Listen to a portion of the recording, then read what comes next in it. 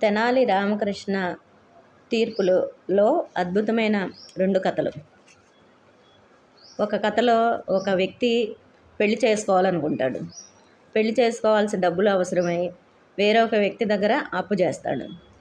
ఆ అప్పు తీసుకునేటప్పుడు అతను ఒక కండిషన్ పెడతాడు.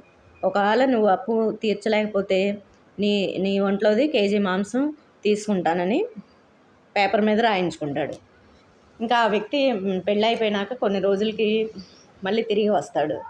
తిరిగి వచ్చి ఉట్టి చేతులతోనే అన్నీ ఖర్చు అయిపోయినాయి, నేను అప్పు తీర్చలేకపోతున్నానని చెప్తాడు. అప్పు తీర్చలేకపోతే నువ్వు రాసిచ్చిన బాండ్ ప్రకారం కేజీ మాంసం ఇమ్మని అప్పిచ్చిన వ్యక్తి అడుగుతాడు. అడిగితే అప్పుడు ఆయన భార్య వచ్చి, మాకు ఇప్పుడే మ్యారేజ్ అయింది, మా మాంసం తీసుకోవడానికి వీల్లేదు నువ్వు అని ఎదురు తిరుగుతుంది. ఈ ఇద్దరు కలిసి తీర్పు కోసం తెనాలి రామకృష్ణ వద్దకి వెళ్ళి అడుగుతారు.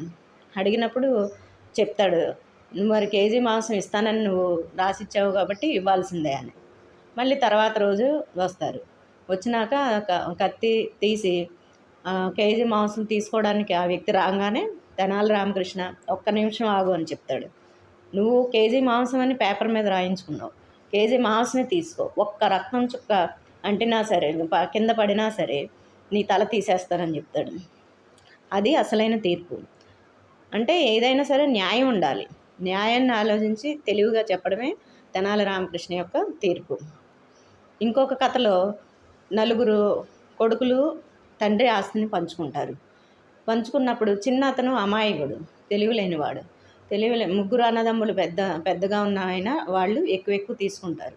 చిన్న ఆయనకి అరాకొరగా ఇస్తూ ఉంటారు. నువ్వు చిన్నోడుగా నీకు ఈ రూమ్ సరిపోతుంది, నీకు ఈ పొలం సరిపోతుంది అని తక్కువ ఇస్తూ ఉంటారు. ఇంకా ఆఖరికి అలా పంచుకున్న తర్వాత ఒక పిల్లి మిగులుతుంది. పిల్లి కూడా నలుగురు సమానంగా పంచుకోమని నాన్న చెప్పాడు కదా. ఈ పిల్లి ఎలా పంచుకోవాలనుకున్నప్పుడు ఒక వ్యక్తి నలుగురు 4 కాళ్ళు పంచుకోమని చెప్తాడు.